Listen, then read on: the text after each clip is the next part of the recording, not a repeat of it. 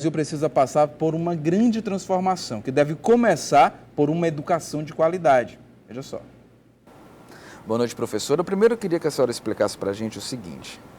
As pessoas que foram às ruas pedindo mudança, impeachment, saída da presidente Dilma Rousseff, elas realmente, na sua opinião, foram contempladas caso a presidente Dilma Rousseff saia e entre o PMDB, que fazia parte desse governo, que vai se aliar a outros partidos da mesma base que elegeu o PT?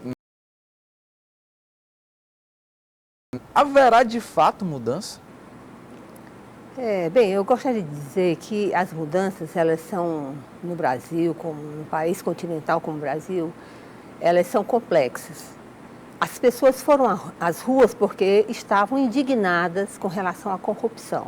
Então, os desdobramentos da Lava Jato que alcançaram o coração do governo, não é? Embora o motivo do impeachment não tenha sido esse, mas isso foi que motivou a população a querer um fim, um basta à corrupção. Agora, nós precisamos nos perguntar se somente este fato do impeachment vai acabar com a corrupção no Brasil. É um passo muito importante. Essa Lava Jato, ela mobilizou a sociedade brasileira para dizer, nós queremos um basta na corrupção. Então, a população veio às ruas. Se havia apatia, essa apatia, as pessoas mostraram que não estavam apáticas. Então, o que nós precisamos pensar no momento desse? Se vai mudar ou se não vai mudar? Eu penso que o que muda o Brasil, o que vai mudar o Brasil, é que nós tenhamos instituições de controle livres do apadrinhamento político. Quais são essas instituições que podem ter, que são geridas, né, por apadrinhamento político, onde o que interfere na gerência dessas instituições é a questão política? Por exemplo, nós temos o Ministério Público Federal. Para a escolha do seu dirigente, é o presidente da República que, a partir de uma lista, escolhe aquele que vai dirigir a instituição, que poderá ser um homem probo, um homem decente, um homem honesto, que não vai ficar com dívida de gratidão com o presidente. Pode acontecer, mas pode também não acontecer. Nós temos o Ministério Público nos estados. O que acontece também? A classe se reúne, nos estados, o Ministério Público, e então também elabora uma lista e os governadores de cada estado escolhem aquele que vai dirigir a instituição. E o que essas instituições fazem? Elas controlam os atos do Poder Executivo. Então, nós temos pessoas lá que estão ali com dívida de gratidão com o presidente, com os governadores. Outra questão importante, os tribunais superiores no Brasil. O que acontece? São escolhas políticas. Então, como podemos ter total altivez, autonomia, liberdade e independência se essas pessoas são escolhidas por critérios políticos? Nós temos que ter critérios de um saber jurídico. E esse saber jurídico a gente mede através de concurso público. Então, isso tem que mudar. Esses tribunais têm que ele tem que acontecer com pessoas que venham porque passaram por um concurso político, um concurso público. Outro fato importante, os tribunais de contas no Brasil, como é que acontece? São escolhas políticas também.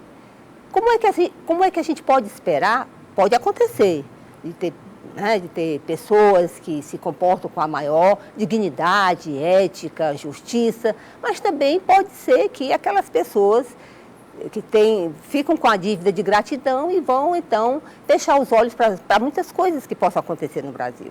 Então, a nossa democracia, ela tem que ser repensada. Essas instituições têm que ser livres do apadrinhamento político, tem que ser livres da ingerência do Poder Executivo sobre essas instituições.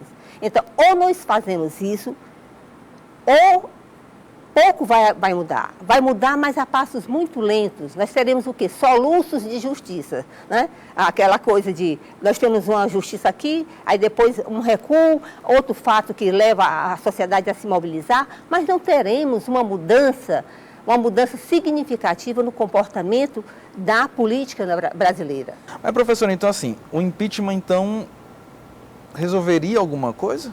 O que resolve no Brasil, resolve sim, porque a sociedade foi ouvida, tinha motivos para o pedido de impeachment, Então, resolve sim, porque isso dá um alento à população.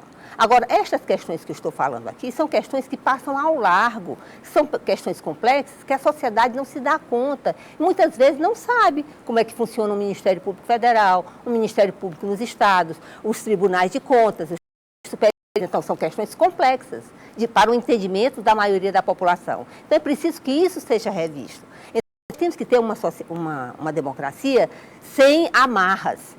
E essas escolhas políticas são amarras que dificultam o controle do uso dos recursos públicos pelos nossos dirigentes. Isso tem que mudar. O Brasil só vai mudar de fato em todas as instâncias, nos municípios, nos estados e na federação, quando estas instituições tiverem total independência da questão da ingerência do executivo sobre as suas ações. Professora, e aquele circo dos horrores que a gente viu na semana passada lá na Câmara dos Deputados? Quer dizer, aqueles parlamentares, alguns, salvo alguns que realmente sabiam o que estavam fazendo ali, de fato. Mas muitos parlamentares que, de uma ignorância política, de uma ignorância de coisas mínimas mesmo assim, de conhecimentos mínimos a gente vê ali. Quer dizer, que espécie de classe política é essa que a gente tem no Brasil? A classe política que nós temos no Brasil é a classe política que a população elege. Então, se não temos bons políticos, porque falta ainda esse amadurecimento, esse investimento maior na questão da educação. O que muda um país, de fato, essas mudanças que eu já me referi, das instituições livres e autônomas, sem ingerência do executivo, e a educação. As pessoas saberem o que é a política, o valor da política, por que se faz política, e para escolher o seu representante sem a interferência do dinheiro. A compra de votos é um mal, é um câncer na sociedade brasileira. Quantos ali não se elegeram comprando voto? Quantos não se elegem no Brasil inteiro comprando voto? Fraudando licitações para ter dinheiro para as campanhas políticas e com esse dinheiro compram votos. Então, isso precisa mudar. O que nós vimos ali é o retrato do nosso atraso político. Pessoas que não têm capacidade nem de estar ali, mas que estão ali representando o nosso estágio político, de evolução política no Brasil, que precisa melhorar muito e vai melhorar muito quando nós tivermos uma educação de qualidade, uma educação que atinja a todos, que absorva o grande contingente de pessoas ainda que estão fora da escola e que a gente possa refletir sobre o Brasil. E o DECOM Ceará alerta a população para exigir das